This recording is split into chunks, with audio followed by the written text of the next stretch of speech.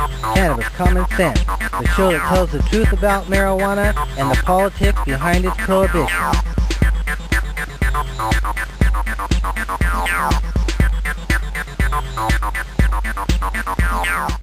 Hello and welcome to another exciting edition of Cannabis Common Sense.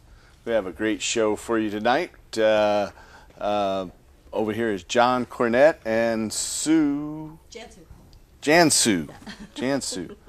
And we're going to provide musical accompaniment tonight. Tim Pate is out, and we have a couple of other guests here we'll be introducing shortly with a local provider and caregiver group. So stay tuned, and we'll be back in just a moment.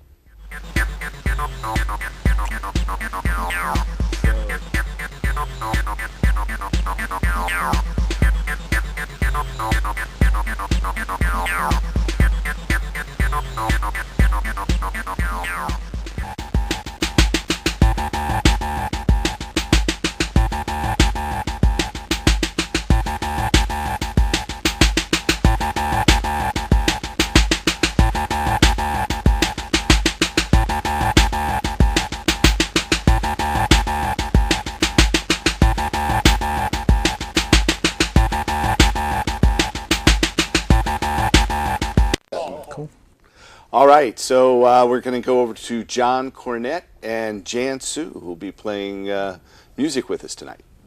How are you? I'm pretty good, Paul. How are you doing? Missed you guys a whole bunch. Well, it's good to have you back.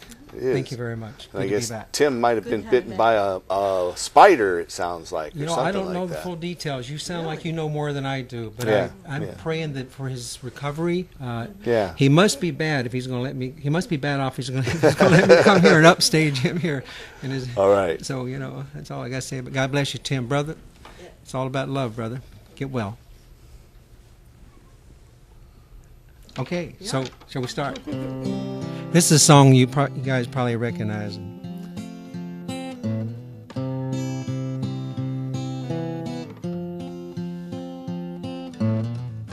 Imagine there's no heaven.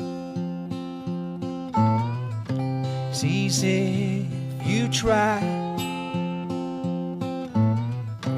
No hell below us. Above us only sky. Imagine all the people living for today. Imagine there's no country. Wonder if you can. No need for greed or hunger. Brotherhood of man. Imagine all the people living life in peace. You may say, hey, I'm a dreamer,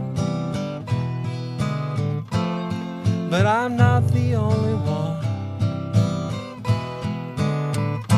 I hope someday you'll join us, and the world will be as one. Imagine no possessions. Wonder if you can. No need for greed or hunger. Brotherhood of man. Imagine all the people sharing all the world. You may say, hey, I'm a dreamer, but I'm not the only one. I hope someday you'll join us, and the world will live as one.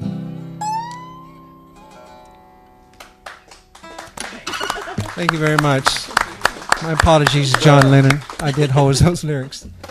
It's John Cornett and Jan Sue, and I'd like to introduce our guests tonight. We have Drew and Michelle of Evergreen Park. Welcome, Drew. Thanks, Paul. Thanks for having us. Howdy. Thanks for coming. Nice to meet you, Howdy, Paul. Michelle. You have quite an assortment of little containers there. Yeah, we brought a sampling of some stuff from the store. That's pretty neat. So you're located in Tigard, right on Main Street. On Main Street in Tigard. And the name of your group is Evergreen Park? Evergreen Park is the name of our resource center, yes. Uh-huh. So tell our audience about your services. Well, we do a lot. We do stuff that's different from anybody else out there, so I'll try to explain it. It's a little bit complicated. What we have is a resource and research center. Evergreen Park is a membership-based private club where we house several smaller businesses that help medical patients. One of the businesses is owned by my wife, Michelle, which is My Connect, and it is a patient-grower connection service. We have patients and growers fill out questionnaires, and we try to hook up patients with compatible growers based on what the patient's needs are and what the growers can grow and so forth. So we'd like to be one of the first establishments to offer that as what we mainly do. I know there's some internet-based groups that do that online. We'd like to be the first where you can actually come and meet your grower ahead of time, find out what they grow, where they live.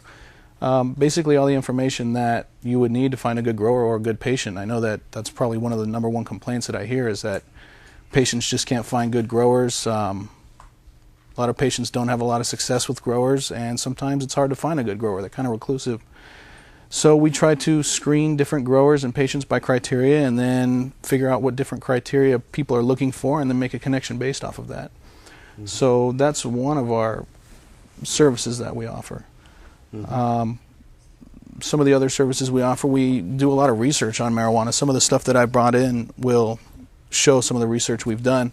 I know there's a lot of research that's been done on marijuana, but for me, that doesn't equivalate to me making beneficial choices for myself or my medical condition today. It's nice to read in a book somewhere, but it doesn't help me pick out what kind of medication is going to help me for nausea. Mm-hmm. So is nausea one of your ailments? No, it's not. And that's one of the things that I like to focus on is that when a person comes in and they say, you know, I have nausea and I need something that can help me for nausea, I need to eat, I'm on chemotherapy, I'm not going to be able to tell you what's beneficial for you because I don't have nausea. All I can do is collect data from multiple people who have nausea, who've used multiple different strains of marijuana to tell me what works best for them, which I can relay that to you. So being that I don't have seizures, I can't really recommend anything for seizures, but hopefully you can take the data that we collect from a lot of people that do have seizures and use something that they have found beneficial. Okay, we, as you know, take viewers' phone calls and questions, and we have a question. Our caller's been standing by. Welcome to the show, caller. Hello. Howdy. Hi. I'm a medical marijuana patient, and from what I just heard, I'd like to volunteer as going in on part of that because I have different medical issues. I've got post-traumatic stress disorder, and I also have depression and an eating disorder, and fibromyalgia and scoliosis, and I'm pretty in tune with my body, and I've smoked many different strains, so I got a pretty good idea what works for me and what doesn't work for me, and I even have breathing issues, so I would love to be able to see if I could get help with maybe finding out how to properly set up our grow room or something, so that, I don't know, I can't really ask permission for that yet, I guess. Well, that's something we do also. A couple of things that I noticed that you touched on. We don't offer a tremendous amount of different varieties. We probably have about 10 to 15 different varieties, but we stay with the same varieties. And the reason we do that is my belief that the end goal of medical marijuana is to find something that specifically works to alleviate your symptoms and then be able to use that medication consistently. I can do all the data I want, and I can tell you that Gifted is the best thing in the world for nausea, and you're not going to have any nausea if you smoke that. And then if you can't find any Gifted, it doesn't make any difference. If you find Gifted from somebody else that's grown it in a different method using soil as compared to hydroponics, it's not going to have the same effect. So we work with a group of growers that consistently donate the same medication all the time so that when you do find something, you can come and receive that medicine consistently, or we can connect you with a grower so that you can receive medicine that way. One thing to mention, the good and the bad, is that our business does charge for the research, and we charge for the results. When you enroll in our research program, you're purchasing the results. We will release the results to the public after 6 months, but that's how we make our money. We are a research program. The medication is free, though. We have growers that come into our clinic clinic resource center. We have growers that come into our research center, and all the medication that's donated to research is donated freely to patients. So you can come in and you can select what you'd like to research, you can select what you'd like to try, and fill out evaluation cards as to how that's beneficial for you. As far as setting up a grow, that's one of the things that we do also. We don't set up grows, but we can definitely give you advice. We grow some pretty good plants, so definitely like to see you. Please stop by. All right, thanks. Thanks for your question. If you have a comment or a question for us tonight, you can give us a call at that number there on your screen. It's 503-288-4448. We'll be taking your questions and calls for about another 45 minutes. So if you have a question about ending adult marijuana prohibition, restoring industrial hemp, or helping medical marijuana patients, give us a call there at 503-288-4448. So Drew, you and Michelle are married, and Michelle, how do you fit into the picture here? Well, I run the patient grower connection service. So, if you're a patient and you're in need of a grower, or you're a grower and you have room to grow for another patient that's in need, then I'll help connect the two of you together. I see. So, I tried that for a while, years ago. I didn't have a lot of time to spend on it, so I didn't pre-qualify people or anything. But I tried to take volunteers and hook them up to patients, telling the patients to be very careful. What I found is the patients a percentage of them would be robbed or ripped off or something by these volunteers. And then it was my fault because I introduced them to the person. That's an excellent point. So, I decided to stop doing that, obviously, Right. after that happened a few times.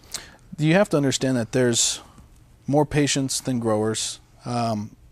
There's just going to be some people who can't find a grower. We're not going to be able to hook up everybody with a grower, and my personal opinion is it's best to grow for yourself. You can do it inexpensively and very well if you're taught correctly. I know my wife grows the biggest plants I've ever seen, and we use the cheapest nutrients. We don't spend a whole lot of time in our room. If done correctly, it can be very simple. On the side of that, we've done everything we can to ensure that there's a good connection between patients and growers. We can't vouch for growers, we can't vouch for patients. You can have a person who grows the best marijuana on the planet, and he's a scientist, and the guy just may be a jerk. And you may find people who are jerks that, freely give you medicine, and they're excellent growers. So, we can't vouch for people. What we can of course do, not. Definitely. Unless you really know them. But That's hey, true. you know what, though? We've got another call. Welcome to our show, caller. Hello? Hello.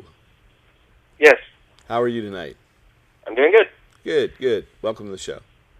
Thank you. My question is, some of those bottles that you have on top of your desk in front of you, those look like they have like some kind of liquid in them, and it's not really looking like it's marijuana related. I was just wondering if you can explain exactly what those are. I can take a moment and explain these. If we could get a close-up, is it possible? Well, I'll start on this side, actually, because this is pretty neat. Through our research, I don't know if you can zoom in on this, we found a way to artificially color plants. Marijuana, it's been difficult. Roots act as filters. They wouldn't let any coloring through. It's something we may offer, and when we do have it in, it's a novelty. We definitely do not color marijuana and give it to anybody, but it's something that's pretty cool. We've been able to turn buds red, purple, blue, and black so far. What's that little device on the other side of that? That's something I'm really excited about, the essential vapes. So, as a disclaimer, I don't know what they're used for, but I know what I use them for. We use them for vaporizing oil at our place. One of the things that we do is we have a lot of different equipment. A lot of people see things like this in the head shops or in the stores, and they're like, I don't know, that thing costs $125. It's tiny. I don't know if it's any good. I know vaporizers are the biggest problem on the planet, where people will buy expensive vaporizers that just don't work. One of the things that we focus on is we have demo models, and we're in the process of purchasing more demonstration models. We don't sell these devices, but you can come to our place and you can try the device out before you buy it somewhere else. I'm pretty tired of seeing patients getting ripped off on $300 vaporizers that don't do crap. So hopefully if there's something you're looking into, you can come. We have a medication facility. You can come in and try something like that out. So what are the rest of these little bottles and vials here? Like, what is that? That's... I'll show you. I'll go one by one. This is Keef. I know everybody knows some things, but some people don't. This is a vial of collected trichomes. Give us just a second so our camera can focus in on that. Sure. We dry sift the trichomes off the marijuana and collect it. Very potent. This is a strain called Gifted. Nice, white and purple. This is a topical that we've been producing, a THC-based topical. I was a little hesitant as to whether it actually worked, to be honest with you, but I have tons of people that we give it away to that just rave about it.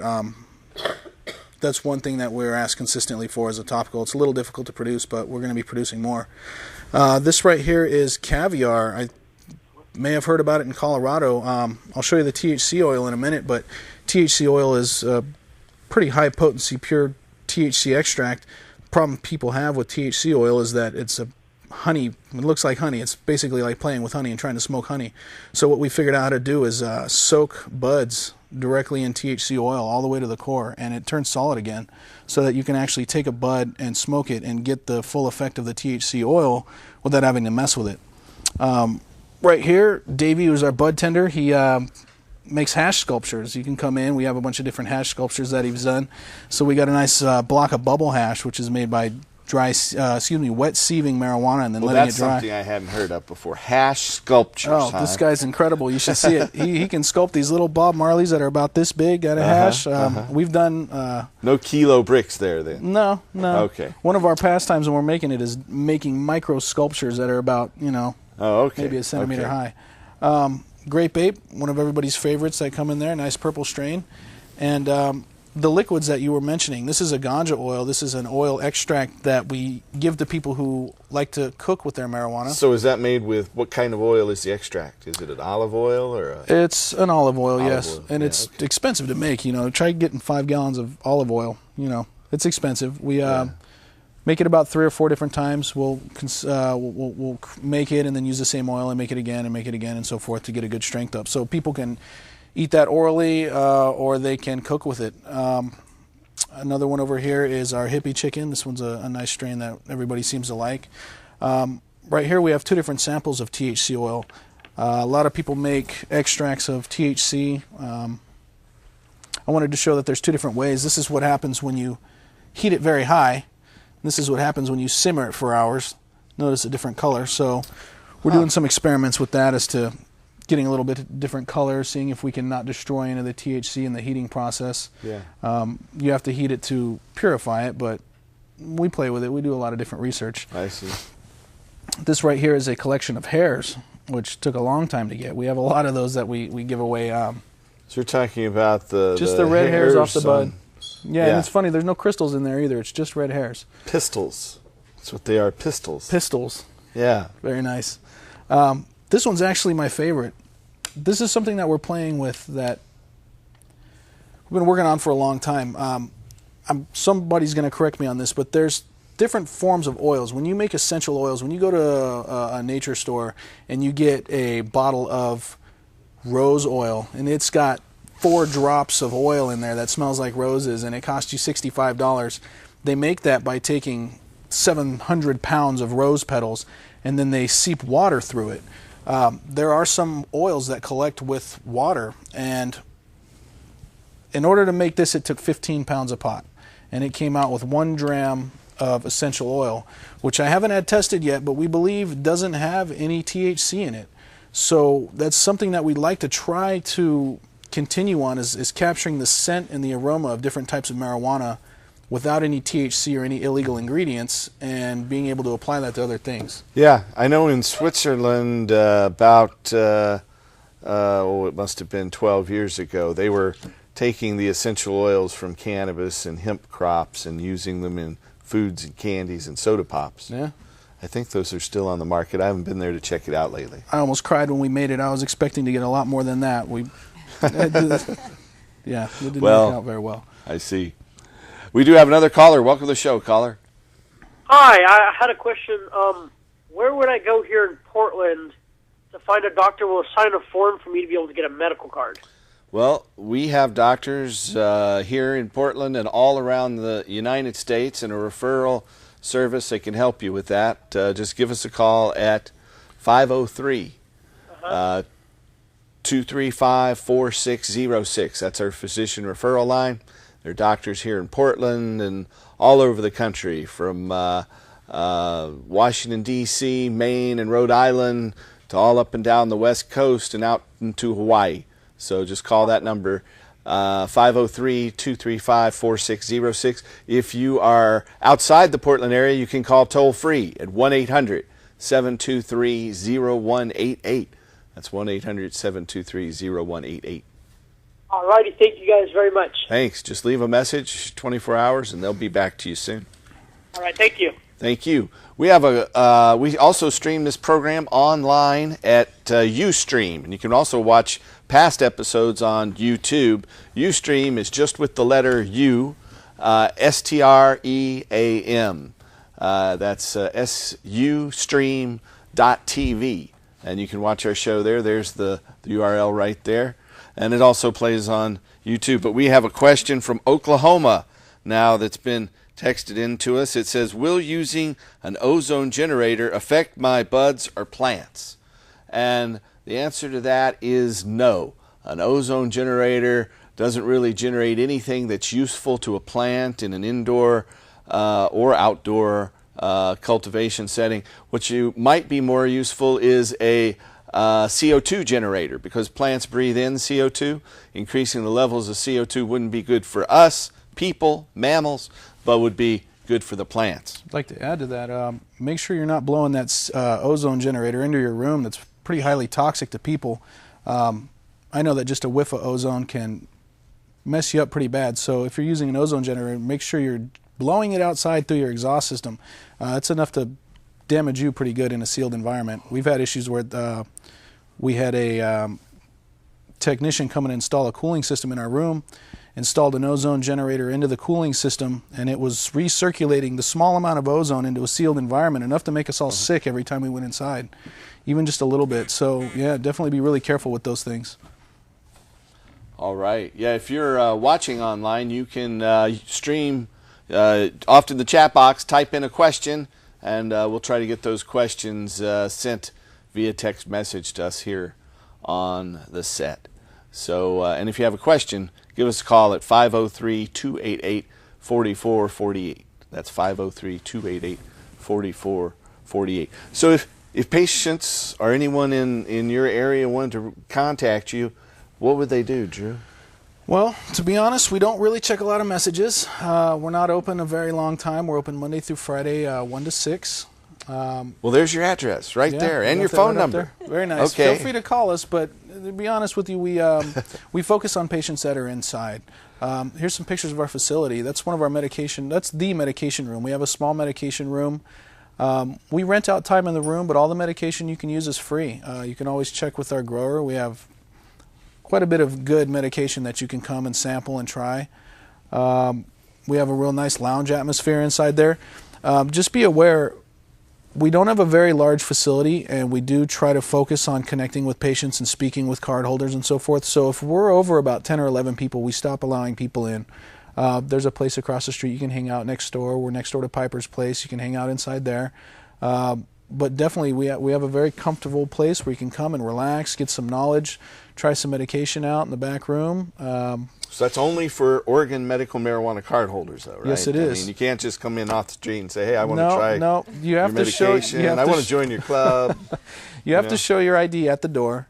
Bring your medical paperwork, your state ID. As long as you're an Oregon card holder, I believe, even though if you have a Washington ID and you have an Oregon medical card, now you're welcome patients to come in. can get cards from anywhere in the country. In fact, we're going to meet with some celebrities over the weekend, and we hope to have some video here next week of celebrities from out of state getting Oregon cards. That'd be great. So feel free to have them all stop by. Yeah.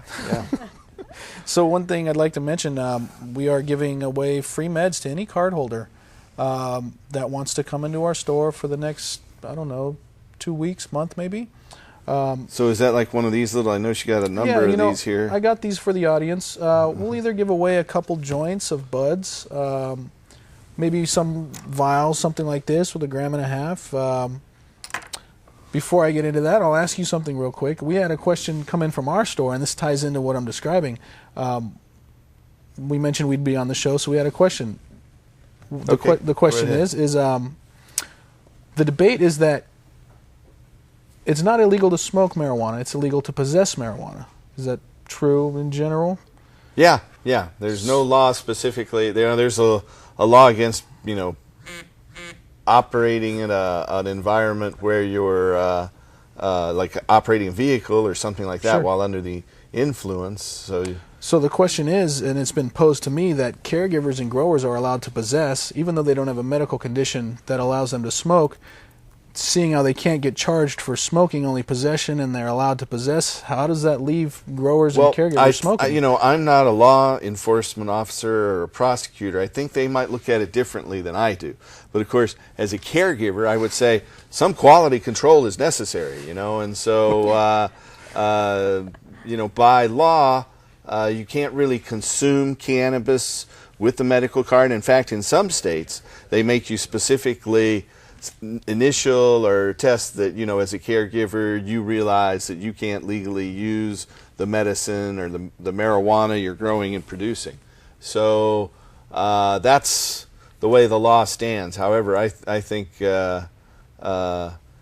cannabis is a God-given right, and it should be legal for everybody. That's my opinion. So to answer the question as to the free medication, we're going to check with lawyers and find out if it's all right to let caregivers and growers medicate. I'm not sure how that falls into whether that's actually a crime or not. But if you're a caregiver or a grower and you want to come down to our facility and you'd like some medication for your patient, we will give you some medication for your patient. You can take it with you, give it to your patient. If you have a patient and your caregiver or grower, if your caregiver is there with you and you need their assistance in our medication facility, they're fine to go in there. All right, we have another caller on the line. Welcome to our show, caller. Hello. Howdy. Yes, I was just really interested in just what was discussed, because for me, I've been having the hardest time just to find someone to grow for me. I have MS, I have arthritis, and currently I'm battling heart disease. I have had marijuana since I was 16, from Hawaii to Florida, all over, and I used to use it as a recreational drug and never drove, never did anything, never possessed it. But I'm interested in hooking up with somebody that can give me some marijuana so I can use it for my pain, so I can function as a person in my household. I'm really down. I know that Drew represents kind of a cutting edge, and there are several businesses here and more of them every day all over the state and all over the Northwest and in all the medical marijuana states where people are helping patients. And he's offered to come on the show and bravely, show us his wares and some of the things he's doing to help patients. But yeah, we have their phone number and address. We'll put that up there. But there are publications out there, and I just recommend you investigate and educate yourself. And you can definitely definitely one alternative right there. Yeah, you can definitely come by, and I will give you some marijuana for free. And we have free marijuana available for research purposes. So, you can come, help yourself. You can help other people. And even if you don't want to participate in anything, I have no problem. Our facility has no problem donating some medical marijuana to you. It sucks that people can't find it. It's pretty readily available. Some people have too much, and some people don't have any. And I think there's a lot more people that don't have any than don't have enough. There's more people who don't have enough. Let's see. We're getting a number of questions from online. One of the first one is from here in Portland. They say they want to know if I could explain how to set up a cooperative garden. Well, what you do is you just name the same address. It's got to be a private place. You can't have it in public view. But you've got to name the same location as your garden. You get people together. And they name. You can have as many patients cooperate in a single garden as desire to do so. And does each patient need a grower in Oregon is another question. You can have a grower, or you can be your own grower, but you have to name a grower in Oregon, even if you you plan on buying it somewhere. So you do have to, it's mandatory that you name someone as a grower. And then another question here, when are Toots and the Maytals coming? We're having a benefit show with Toots and the Maytals on the 2nd, 3rd, and 4th of July. So we'll be in Eugene on Saturday, July 2nd. We'll be in Bend at the Deschutes County Fairground on Sunday, July 3rd. And we'll be right here in Portland on the 4th of July at the Rose Garden, the International Rose Test Garden. Not the Coliseum, but the Rose Garden up on the hill. There's about 2,000 tickets that will be available in the near future. It's a benefit for the Hempstock Festival, which is a free concert that happens on the weekend after Labor Day in September, the second weekend in September, and for the Oregon Cannabis Tax Act, our initiative petition to completely legalize marijuana. So to find out more about our petition, we're in the process of waiting for the certified ballot title, then we can get the petitions approved. Hope to start circulating that petition in March here within the month. And so you can find out more by going to that website, cannabistaxact.org. That's cannabistaxact.org. Or you can go to our web portal at hemp.org. That's HEMP.org. We have another caller, though. Welcome to our show, caller.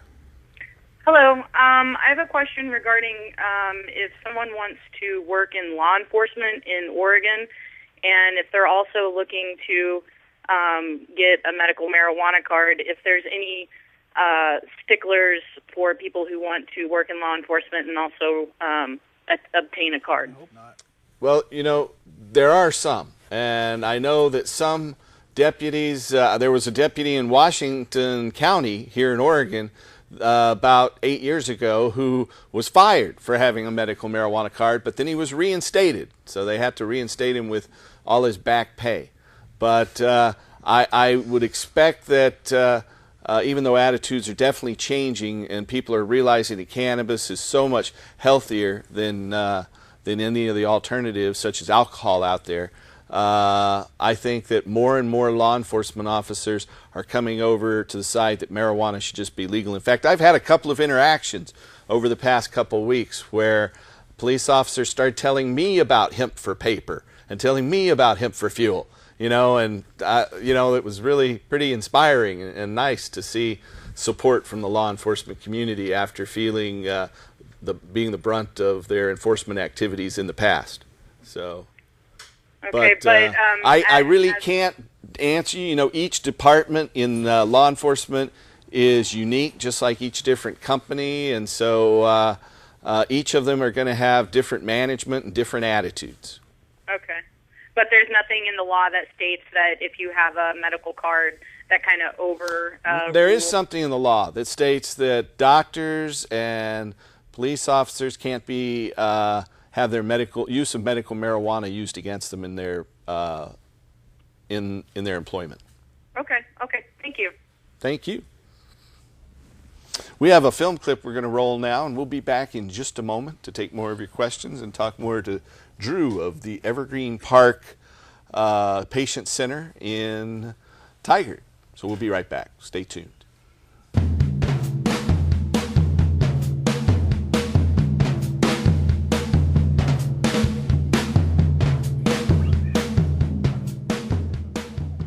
Growing in inexpensive, readily available containers allows each plant to be cared for individually, including the water and nutrient regimen. Weak, sick, and problem plants are easy to cull from the garden. What this does is it gives you the ability to put the plants where you want them. And if they're planted in the ground, you don't have that ability. Container preference is often a matter of convenience, cost, and availability. The rule of thumb is to have approximately 1 gallon of container for each month that the plant's alive. Now this pot is a 3-gallon container. Okay, so what this means is this plant can grow in here easily for another couple of months, no problem. The reason these containers are normally black is so that the roots inside the container receive no light. This is very important. Roots cannot have light. Growers prefer pots that are taller than they are wide. because they allow the cannabis root system to penetrate deeply. One of the first things we need to consider when we look at containers are the drainage holes. Drainage holes are incredibly important, and we have to have an adequate amount. Containers should have at least 2 half-inch holes per square foot of bottom. What we need to do is continually pour more water and nutrients on the top and let it drain out the bottom. The container should also have a saucer underneath to contain some of the runoff water. Now, if the water stays in the bottom, it'll rot the roots. It's that simple. Notice also that the plants are put in here about as tight as you can get them, because they really do not need much space when they're small. Huddle small containerized plants tightly together under the brightest area below the HID lamp and move them further apart as they grow. In general, each 40-inch square space will hold from 16 to 32 plants. Now let's look at growing mediums. There's 2 basic kinds of growing mediums. First is a soilless mix. This is a medium that does not have any elements in it that will react with the plant. So you can fertilize it, and that's it. You have complete control. This is what hydroponic gardens use. Soilless mixes are inexpensive, lightweight, and sterile growing mediums.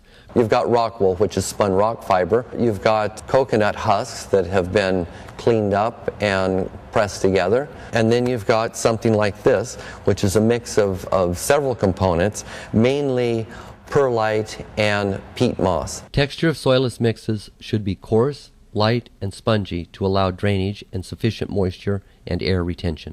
The next type is an organic medium. Many people prefer organic soil.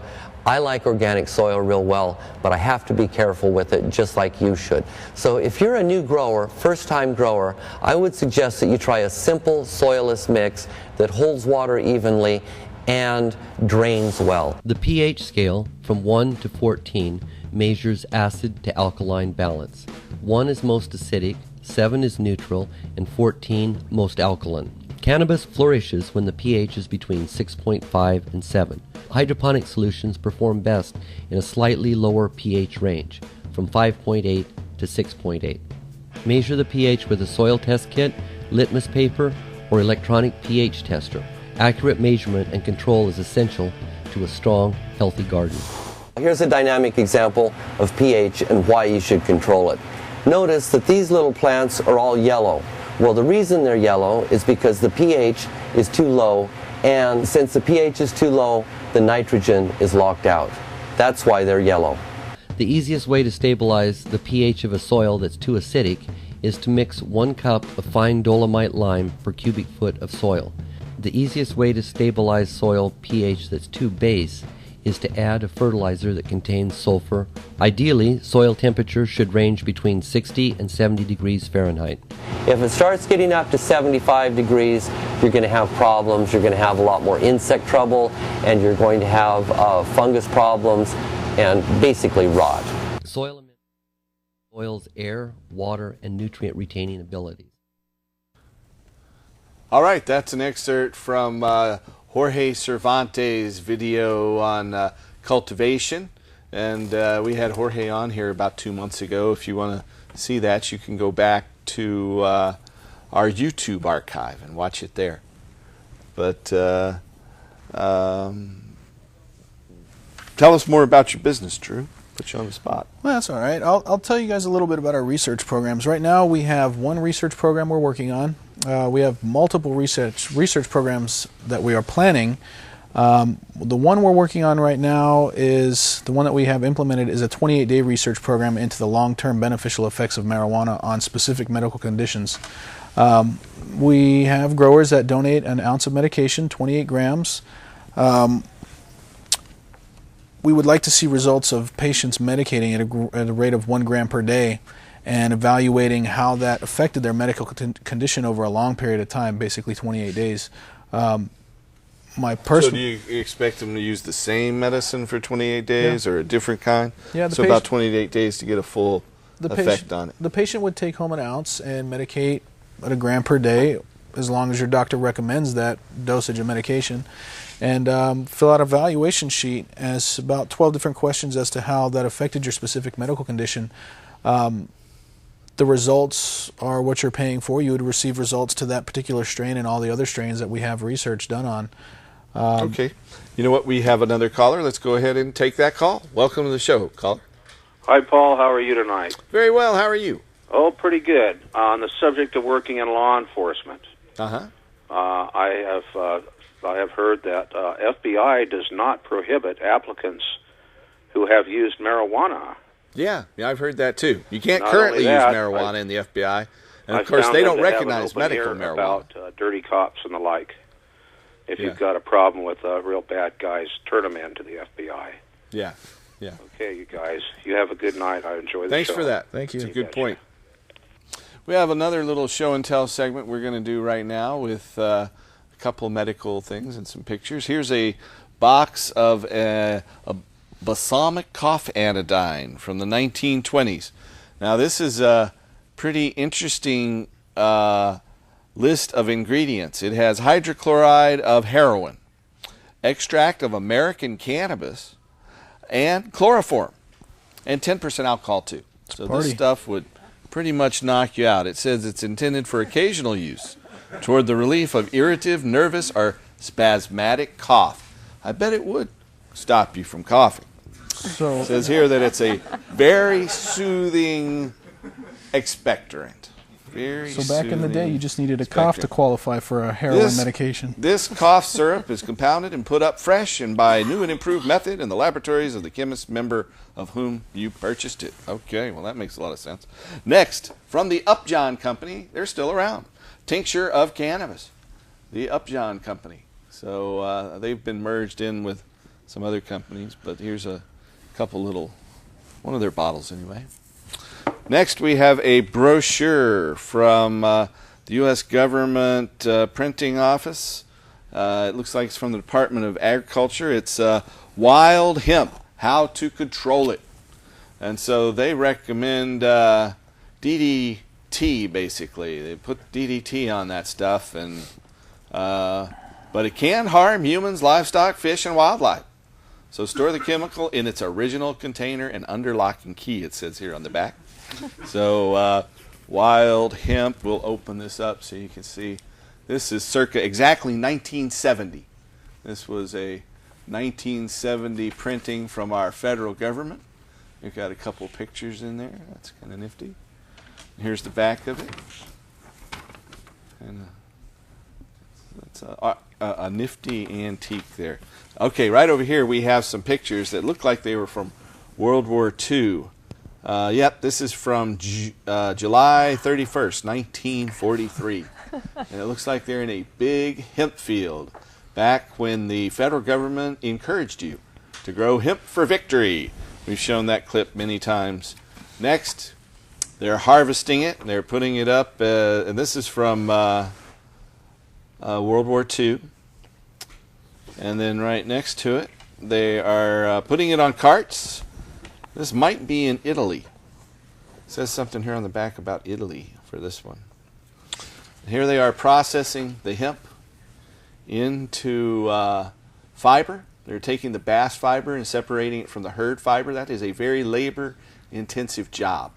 And they began to invent machinery to do it at about 1915 here in the United States. And here is a fellow collecting hemp seed, so he can go out there and plant it. So he's preparing to plow his field. That's the end of our sharing segment for tonight. We have another phone call. Welcome to the show, caller. Yes, I'd like to suggest in light... Oops, I didn't get the other TV muted. Sorry. That's all right. Okay. Now it's ready to go. I would like to suggest that lady that called in about the law enforcement and the other person that called in about the law enforcement brought up a point that I'd like to make. And I'm not a cop, but I've, assumed that a lot of them come home and have alcohol to wind down. Well, if they have too much alcohol, which it doesn't take much, according to what I've seen on CBS, CBS Morning News did a study several years ago, and they said a person that was sleep deprived was just as bad or worse than a person who was .08 in alcohol trying to do driving and other... That's true. I've got to say, as someone who's driven when I shouldn't have because I was sleepy, that it definitely impairs your driving ability. Well, see, the alcohol, though, is going to be one thing that's going to keep your brain from going into the deep REM sleep if you have very much of it at all. And I guess it doesn't take much alcohol at all to keep you from going into your REM sleep. If you don't get your REM sleep, your rapid eye movement sleep, your fourth deepest stage of sleep, you're going to be basically worthless the next day. And I'm just wondering if sometimes some of these mishaps that the police have had, if you want to call them that, where they've shot people or whatever, could either be the result of miscommunications because their brain did a little bit of a hiccup, and or because of steroid use. If you watch the local news around here the last 4 or 5 years, there's been several different police officers from several different agencies that have had steroid use. Well, you know, that's not just steroids a and number of high steroids. school students have that problem as well, you know. So I understand, you know, if someone's on steroids, they're more aggressive, and it's not a good thing. There's no doubt about that. Well, what I'd like to see them do is and I know you guys are working on it, is to get cannabis completely legalized so a cop can go home, have a little bit of cannabis, get a good night's sleep, and of course that cannabis is not going to be in his system the next morning, and he's going to be mellow, he's going to be more rested and alert because he's had a good night's sleep, and he's not going to be prone to having foul-ups, and hopefully they won't be probably the same cops that are taking steroids, because that has been a problem. And I noticed here in the it was either the Oregonian or the Willamette Week did an article on the Portland. Yeah, it was Willamette Week did an article on the Portland Police Union contract, and steroids wasn't going to be one of the drugs that they tested for. Well, that's exactly the drug they need to be testing for. They don't need to be testing for cannabis. I could give a rip less if a cop went home and had vaporized a little cannabis or something. That's not going to make him aggressive, but the steroids definitely are. I see. And all right. They're also going to make a person, possibly paranoid and aggressive. And well, I want to thank you for your call. We're going to get on to another one, but I appreciate your opinion there. Thanks I'd for like to calling. touch on that if you have more. All right, thank you. One of the things that there's two things that we get major complaints about when we come in. The things that we hear most in our place is, one, people don't want to be addicted to prescription medication. There's terrible side effects. I hear it multiple times daily that I don't want to take painkillers, I don't want to destroy my body with painkillers, I don't want to be addicted to painkillers, I don't like the side effects of painkillers. The other complaint that we receive is sleep. Although it isn't a approved usage of marijuana, I'm not going to give you a percentage, but a very high percentage of people come in and say, you know, I can't sleep, the symptoms of my medical condition deprive me of sleep, and many people medicate for the reason of being able to sleep because it just greatly affects your life. One of the things we're doing in one of our smaller research programs that we're going to be implementing in the next week is studying the secondary beneficial effects of marijuana and what people are actually using it for and how effective it is on what they're actually using it for.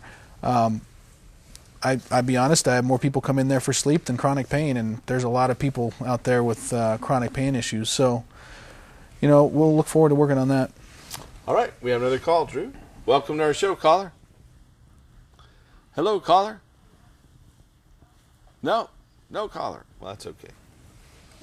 So I want to remind our audience out there that if you are a loved one or looking for a place where a doctor can help you get a medical marijuana permit, then we have a doctor referral service, and we can help you find doctors all across the country. Just give us a call at the toll-free number there on your screen. It's 1-800-723-0188. That's 1-800-723-0188. Or if you're here in the Portland area, you can call us at 503-235-4606. Again, that's 503-235-4606.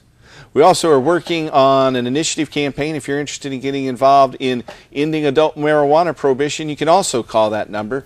We'll come out with our petitions in the very near future, probably by this time next month. So call and get involved in our local campaign there at 503-235-4606, or you can go to that website, crrh.org. So Now, your business, Evergreen Park, how long has it been open, or didn't you used to have a different business name, or? Yeah. How did you I've evolve from your past business name to your new business name? I've been around. We started out with MyConnect, with doing the patient-grower connection. We've worked as consultants with different businesses in the Portland area. I personally had a pet peeve about the amount of information that was correctly given for different types of marijuana.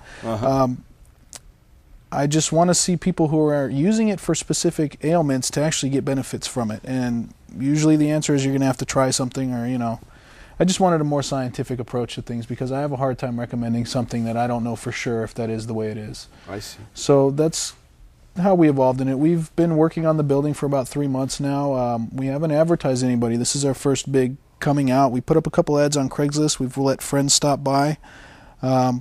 But, you know, we're probably going to open the floodgates now and let people come in. All right. We have another caller. Welcome to the show, caller. Welcome to the show, caller. Yes. Hello? Howdy. Welcome. Oh, hi. I was wondering, through my 9-month pregnancy, I was really extremely sick, and I had hyperemesis. 1% of pregnant women get it. And so that means you were very nauseous, right? And I even took these nausea medication. They were $30 a pill, and they still didn't even work. But weed, like, got me through it and afterwards, and I still have a lot of problems from the birth. But DHS got involved in my life, and they think pot is completely wrong, and they're totally against it. And my doctor even gave me permission to smoke. You know, he just said, make sure, you know, you're clean by the time you have it. Well, it's terrible when you get DHS involved. Did they urine test your baby, or how did that happen? They actually is what they did is they didn't really urine test my baby, but they gave me some stuff. I was on methadone at the time. And for a chronic pain condition? Yeah, that's actually was for something that I put myself in 2.5 years ago to get well, and I have been very, very successful. Well, good. Well, you know, DHS is. I like to talk about when you get involved with the government, it's like a tar baby, and once you touch it, it's hard to shake loose from again. You know, the old adage of the tar baby, and so I wish you a lot of luck in getting you know, full control of everything there. Okay, yeah, because I've never heard of one birth defect of a pregnancy, but a heroin user or a cocaine user or anything else, you know, I mean, it causes more than marijuana. So, I mean, yeah, there's no doubt. All right, well, thank you for your call. You're welcome. All right, have a good evening. All right, bye. So we are winding up, so that'll probably be our last call of the evening. So your business is Evergreen Park, and you're over in Tigard. Yes. And you will help patients who come in the door, but you might not answer your phone. You know, I got to be honest with it. We're not going to check messages probably. Yeah. I got to tell you, answering the phone messages is a can be a lot of work. Yeah, definitely. But it's a good thing in terms of, you know, customer service. Yeah, I agree. We do what we can. We both have a life and so forth. We do what we can to help patients, but it can be overwhelming. It's hard for us a little bit sometimes. We don't have a major staff. We don't have a huge facility, but we do what we can to help. Just a couple of things to clarify. We all our medication is for research. We don't accept donations. We won't accept tips, and we don't run a reimbursement program. So if you're looking for that, I support it. But that's not what we do. So, you know, if you need to come and obtain some medication to use in our medication facility or work with us on a research program, you're more than welcome to. If you just don't have any money or anything and you can't find anything, I have some high-quality medication I will give you for free. Just, you know, be respectful. There's a lot of patients out there. I can't have you come every single day and hang out all day long and get crazy, because some people do that. But, you know, well, that's a nice thing for your business to do, and I applaud you for doing that. And thanks for coming on your show and talking about it. Well, thank you, I want sir. to thank you, Michelle and Drew, and if you're a medical marijuana patient, you might want to check out, and you're in Tigard, check out Evergreen Park there on Main Street. So we are about done. It's been another show. We'll be back next week at the same time. We're going to go out with the music of Jan Sue and John Cornette. And I want to thank all of you folks for watching tonight. We'll recommend if you check out that website there on your screen. Our hemp.org website is a portal to all of our websites. So it's an honor to have that website. And I want to thank you folks for watching. Tune in next week. Help us restore hemp. Good night.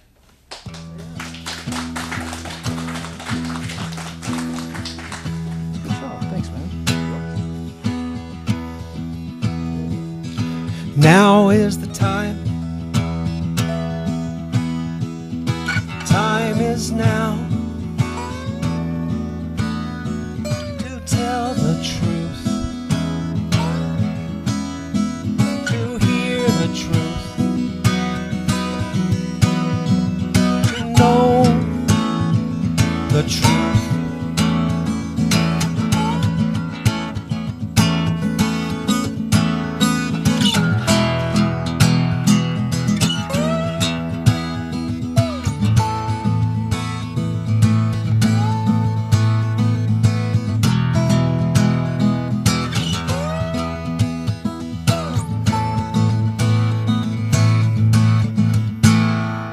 Oppressive lies and fantasies isn't how it has to be. And ignorance throws stone like so many brainless clones. Sound the alarm, re-educate. Sound the alarm, investigate. Now is the time for the truth.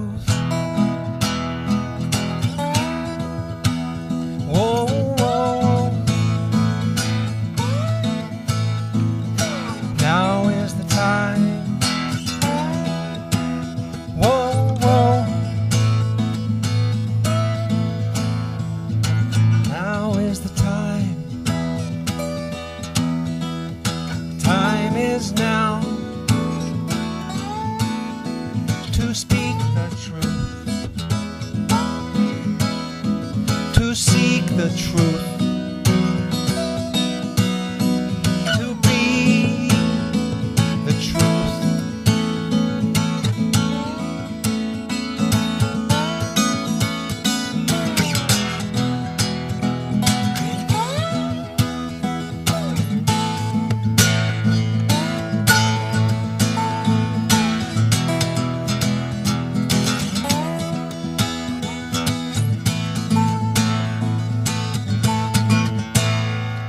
Corporations, governments are rarely ever innocent. Live to see another day. Sound the alarm, re-educate.